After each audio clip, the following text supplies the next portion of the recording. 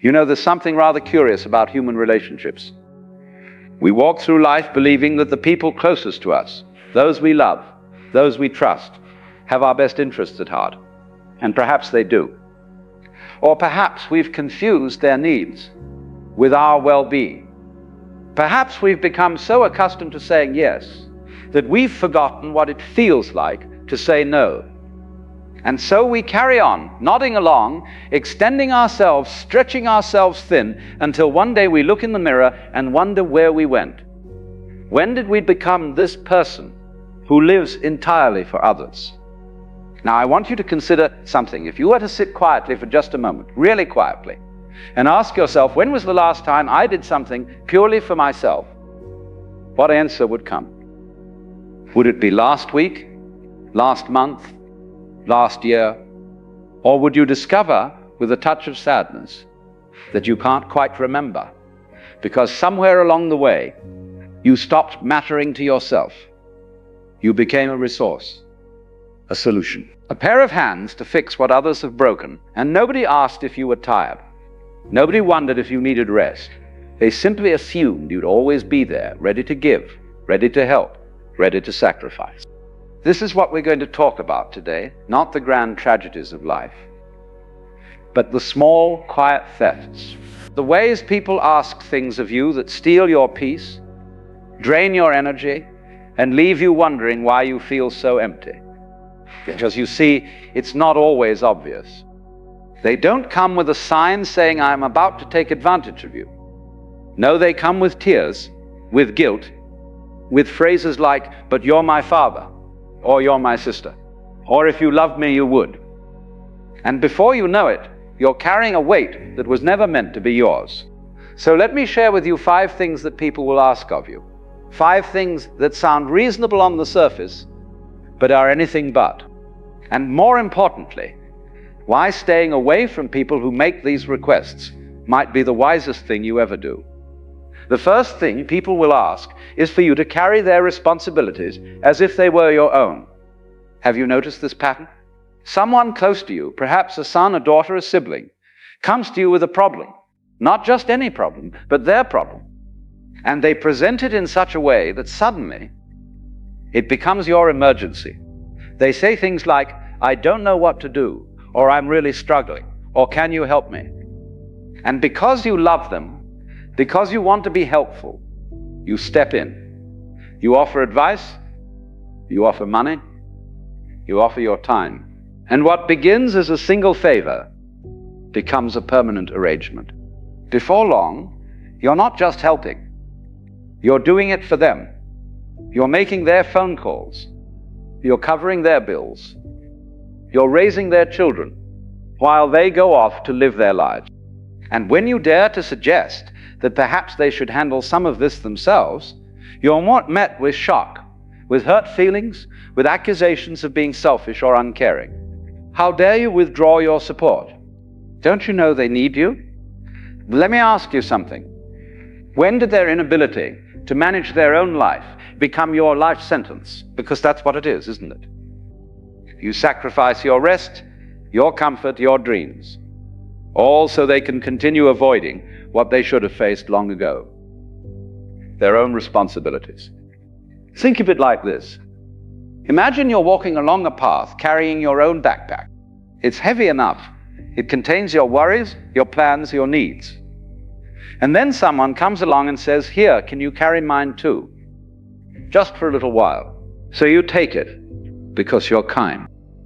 But then another person appears, and another, and another, and before you know it, you're bent double under the weight of everyone else's baggage while they walk freely ahead, unencumbered, expecting you to keep up. This is not help. This is exploitation dressed up as love. And the cruelest part is that the more you give, the more they expect. They don't see your struggle because they're too busy enjoying their freedom. And when you finally collapse from exhaustion, they won't be there to pick you up. They'll be puzzled, perhaps even annoyed, that you can no longer serve them. You are not a support system for adults who refuse to support themselves. You are not a safety net for people who keep jumping off cliffs expecting you to catch them. At some point, and that point is now, you have to ask yourself why you're doing this. Is it really love, or is it fear? Fear of being seen as selfish, fear of being disliked, fear of setting a boundary and watching them walk away. But here's what they don't tell you. The people who walk away when you set boundaries are the same people who were never truly there for you in the first place. They were there for what you could provide. And the moment you stop providing, the relationship ends, which tells you everything you need to know about its true nature. So let me be very clear. If someone is asking you to carry what they should be carrying themselves, if they're turning their problems into your problems, if they're making you responsible for their happiness, their finances, their choices, you have every right to say no. Not maybe, not we'll see, no. Because your life is not a rescue mission for people who won't save themselves. The second thing people will ask is to borrow money with no intention of returning it. Oh, this is a delicate one, isn't it? Because money and relationships, they mix like oil and water. Someone you care about approaches you, they're in trouble, they need money. Not a lot, they say, just enough to get by. Just to cover this bill or that emergency or this one-time situation, and they absolutely promise they'll pay you back next week, next month, as soon as things get better. So you lend it because you want to help, because you believe their promise, because you think, well, if I were in their position, I'd hope someone would help me. And at first it feels good. You've solved their problem. You've been the hero. You've proved your love. But then something interesting happens. Or rather, something doesn't happen. The money doesn't come back. And when you gently mention it, they look hurt. They remind you of their struggles. They suggest that you're being insensitive bringing it up. Or they promise again, soon, very soon. And you believe them because you want to believe them. Months pass, maybe years. And that money you lent has vanished into a black hole. But worse than losing the money is what you've lost in the relationship. Because now there's tension, there's resentment. Every time you see them, you think about what they owe you. And they know you're thinking about it. And instead of addressing it honestly, they avoid you. Or they act as if nothing happened. Or they ask to borrow more. Let me tell you what's really happening here. When someone borrows money with no real plan to return it, they're not borrowing, they're taking. And they're counting on your discomfort with conflict to let them get away with it. They know that bringing up money feels vulgar, feels cheap, feels like you're putting dollars above relationship. So they use your own values against you. Your generosity, your kindness, your reluctance to make things awkward. But think about this. If they truly valued the relationship, would they put it at risk by taking your money? If they truly respected you, would they make promises they have no intention of keeping? Of course not. What they're really saying is that their temporary comfort matters more than your financial security, that their wants outweigh your needs, that you exist as a bank they can withdraw from without ever making a deposit. And here's the painful truth. Lending money rarely solves the real problem. Because if someone is in financial trouble, a loan from you is just a patch.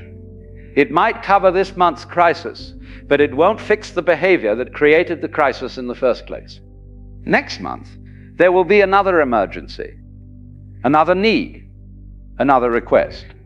And if you've already lent once, they'll see you as an easy target, a reliable source, someone who can't say no. Now, some of you might be thinking, but what if it's a real emergency? What if they genuinely need help? And I would say this. There's a difference between helping someone in crisis and enabling someone's pattern. A real emergency is rare. It's the medical bill that comes out of nowhere, the car breaking down when they need it for work, the unexpected loss of income through no fault of their own. And even then, even in genuine emergencies, A person of integrity will do everything in their power to repay you. They'll set up a plan. They'll make regular payments, even small ones. But if someone is coming to you regularly, if their life seems to be one emergency after another, if they always need just a little more to get by, then you're not dealing with bad luck. You're dealing with bad choices, and your money won't fix that.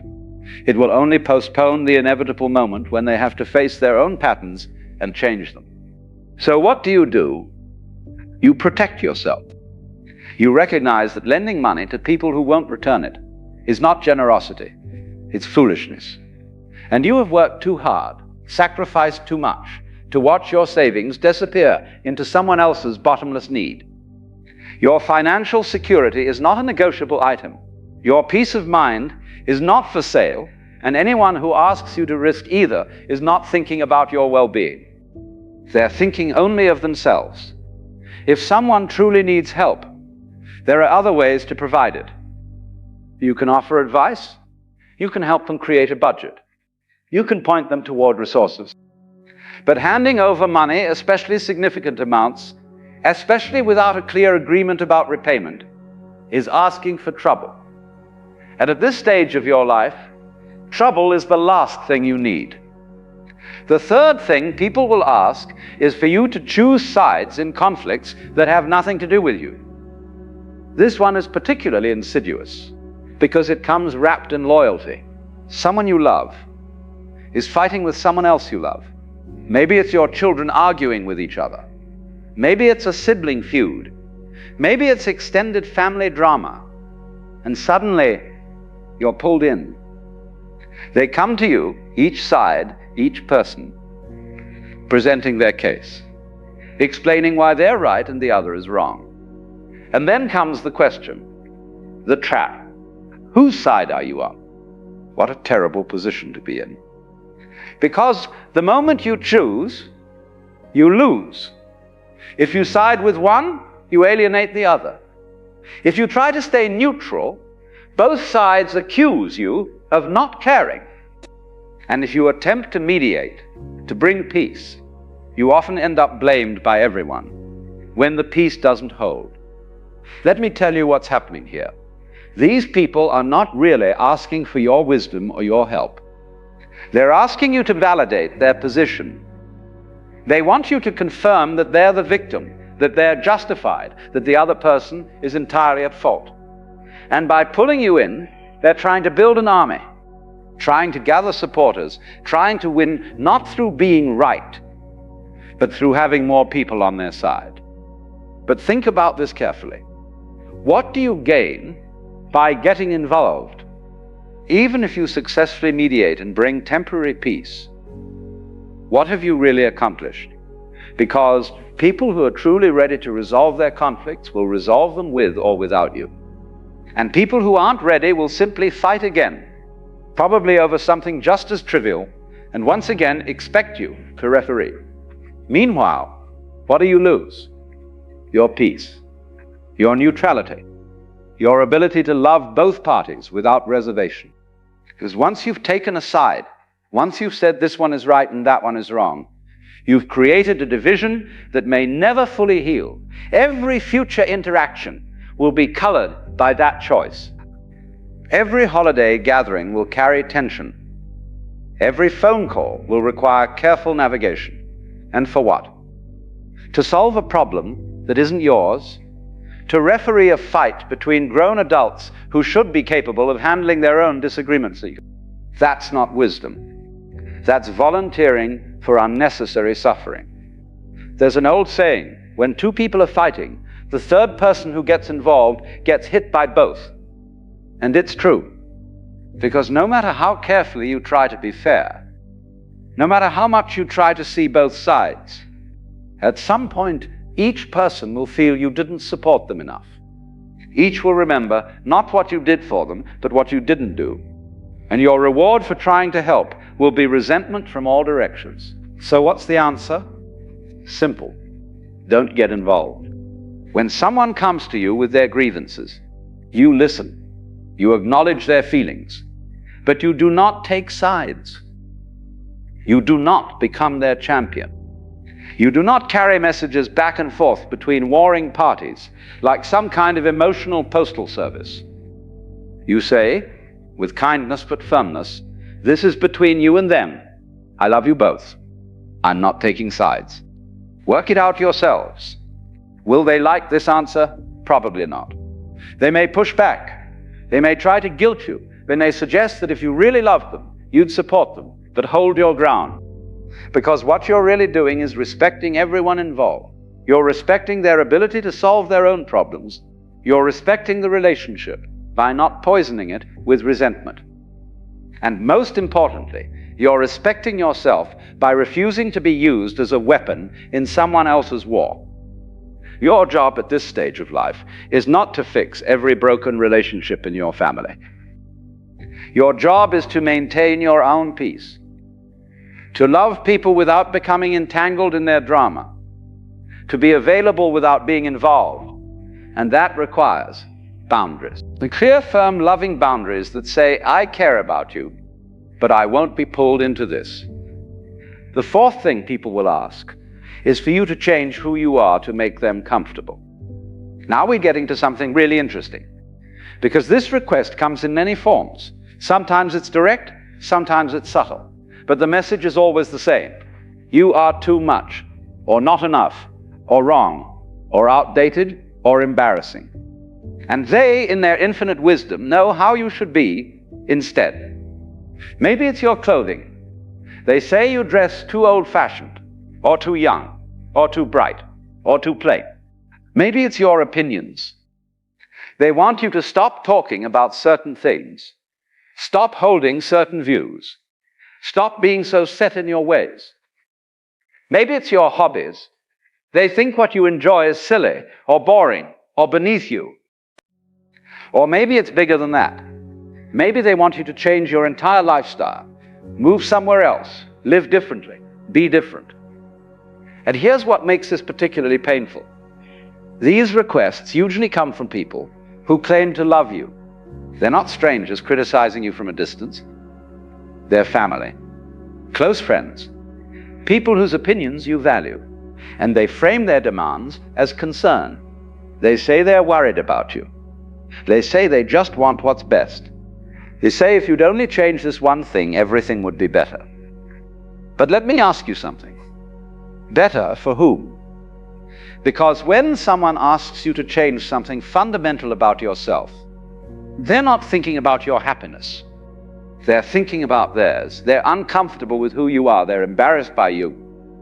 Or they have some image in their mind of who you should be, and you're not matching it. And rather than accepting you as you are, they want to reshape you into something more convenient for them. Think about what they're really asking. They're asking you to pretend, to put on a mask, to hide the parts of yourself that make you unique. They're asking you to trade your authenticity for their approval. And that's not a fair trade. That's not even close to a fair trade. Because who are you without your quirks, without your preferences, without the things that light you up and make you who you are? Here's what's fascinating. The people who ask you to change are often the ones who haven't done much changing themselves. They haven't examined their own lives. They haven't questioned their own assumptions. They simply follow the crowd, do what's expected, and then demand that you do the same. And when you resist, when you insist on being yourself, they become offended. But you've lived long enough to know something they apparently haven't learned. That the opinions of others are just that, opinions. Not facts, not laws, not requirements. Just thoughts in someone else's head about how they think you should live your life. And you are under no obligation to live according to someone else's thoughts. Now, I'm not saying you should never grow or change. Growth is beautiful. Learning is necessary. But there's a vast difference between changing because you to become better and changing because someone else can't accept who you are. One comes from within, the other comes from fear. One expands you, the other diminishes you.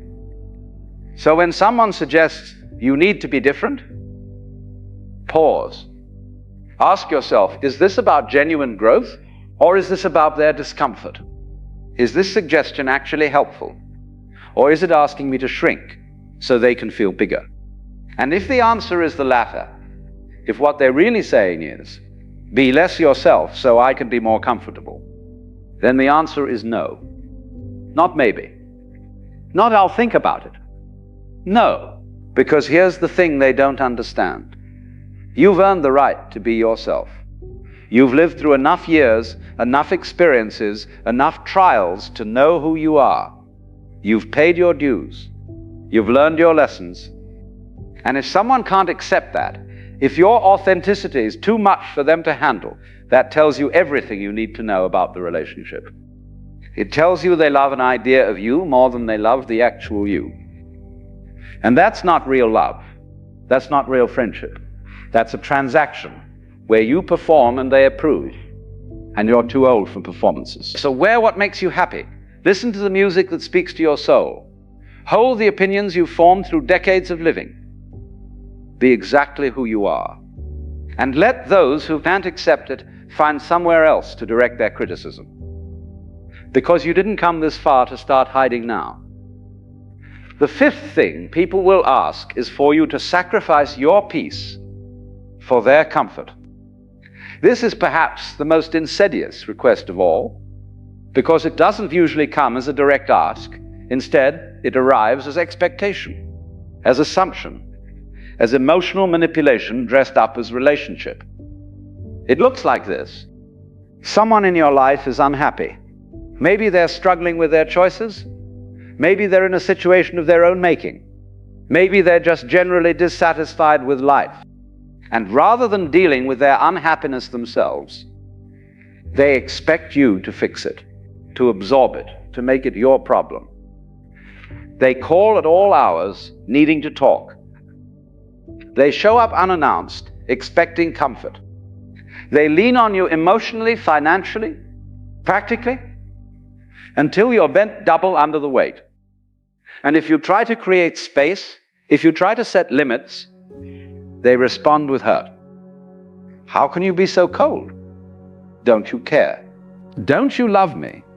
What they're really saying is this: my emotional state is more important than yours. My needs matter more than your peace. You should sacrifice your serenity so I don't have to deal with my discomfort. And that's not a reasonable ask. That's emotional tyranny. Because let me be clear about something. You cannot carry someone else's emotional burdens without drowning in them. You cannot fix another person's unhappiness. You cannot love them enough, help them enough, sacrifice enough to make them whole. That work, that deep internal work of finding peace and contentment, that's their job, not yours. But many people, especially those who've spent their lives caring for others, fall into this trap. They think love means endless availability. They think caring means never saying no. They think if they just try hard enough, give enough, sacrifice enough, they can save the other person from their pain. But it doesn't work that way. Because what you're really teaching them is that they don't have to take responsibility for their own emotional life. You become their crutch, their emotional support animal. And the more you provide, the more they lean, until you're both falling down. So here's what needs to happen. You need to protect your peace like it's the most precious thing you own, because it is. Peace of mind, calm, the ability to wake up without dread, to move through your day without constant anxiety. That's not a luxury. That's life itself. And anyone who asks you to give it up for their sake is asking too much. This doesn't mean you stop caring. It doesn't mean you become cold or distant. It means you love people without losing yourself. You support them without drowning in their problems. You care without carrying what they should be carrying themselves. And when they push back, when they accuse you of being selfish or uncaring, you stand firm, because you know the truth. Taking care of yourself is not selfish, it's necessary.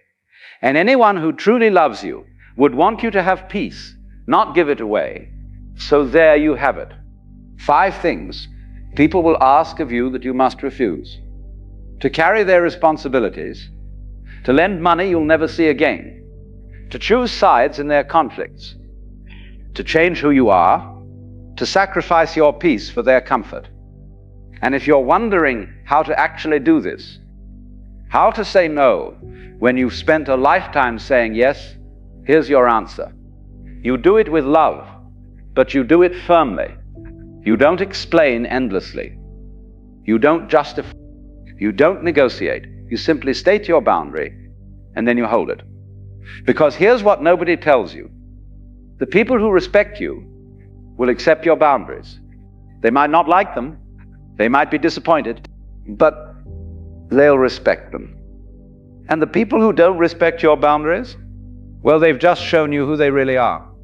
And that's valuable information. You've lived long enough to know that life is short, that time is precious, that peace once lost is hard to regain. So protect it, guard it, refuse to give it away for any reason to any person, no matter how much they claim to need it. Your life belongs to you, not to their expectations, not to their demands, not to their comfort, to you. And the most radical thing you can do it yourselves is simply live it on your own terms.